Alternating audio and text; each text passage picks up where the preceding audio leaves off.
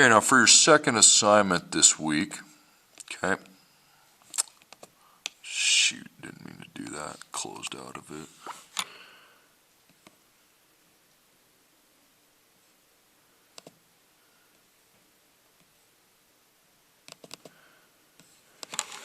Okay, you got some word problems, but these don't take very long to solve. We're going to go over 3 examples, and you're going to work through 3 problems on your own.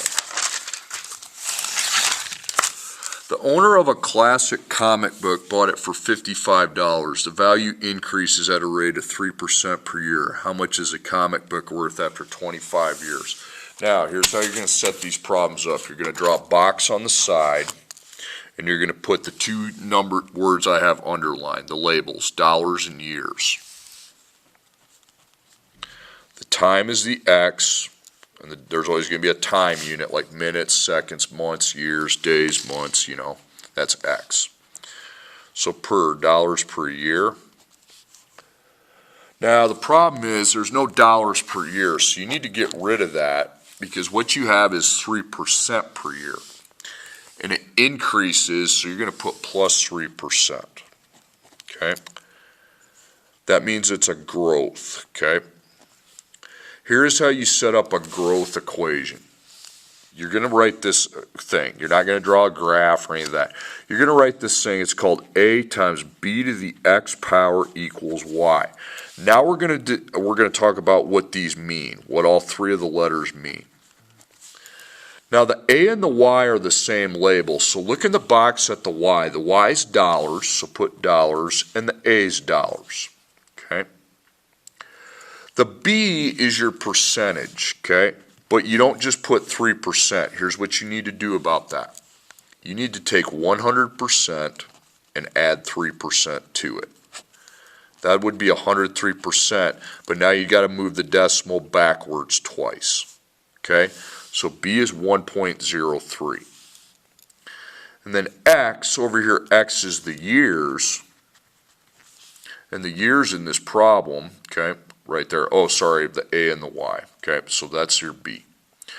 Let's talk about the A and the Y. Okay, the A and the Y. A is what your dollars began at. And you're going to know that. It's $55. The Y is where the dollars ended at, but we don't know that, so question mark. And then X is the years. Now, in this problem, how many years do we have? We have 25. Now you just plug them in. And on all these problems, the y is what you don't know. So A is 55 times B is 1.03. And then the X is your years, which is 25, but it's a power to the 25th power equals y. Then you just plug that into the calculator. By the way, what you do, you probably don't have those kind of calculators, so Google a calculator on your phone or whatever. And here's how you type that in to this Google calculator.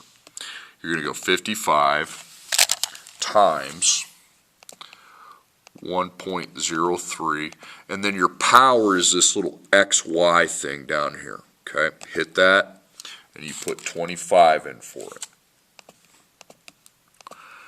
Okay, $115. Don't worry about the decimal. That's the answer to the problem, 115. Okay, I'm going to go over 2 more. You put $125 in a savings account that earns 3%, 2% interest each year. Okay, you make no deposits or withdrawals. How much will the investment be worth in 10 years? So again, what do I have underlined in that little sentence? I got years and dollars. X is years, Y is dollars. So it'd be dollars per year. Okay. Okay, so again, there's no dollars per year. Instead, it's a percent per year, 2% per year. Now, interest means plus, okay, plus 2%. That's, again, growth. All right, so I go A times B to the X power equals Y. Now, I need to know what these stand for. Remember, the A and the Y stand for the same thing. The Y is dollars, and the A is dollars. B is your percentage. then X is the years. Okay, so let's do our money. Our money starts at 125. We don't know where it ends at, so question mark. Now B is a percent, but we take 100% plus 2%. 98%. You still need to, or 102, my bad. Move the decimal twice, and that's 1.02. That's called your growth factor. X is the years. The years are 10, okay? So A, you got 125 times 1.02. X power, so that's going to be to the 10th power, equals Y. Okay, so I've just punched that into the Google calculator and I got my answer. These don't take a lot of work, okay, if you just put everything in the right place. 1.02, hit your XY power, and we have 10. Okay, $152, okay, so $152 equals Y. Okay, and then the third example. A person bought a car for $25,000. The value of the car decreased by 14% per year. Calculate the car's value after 8 years. So again, years in dollars. X is years, Y is dollars. So dollars per year.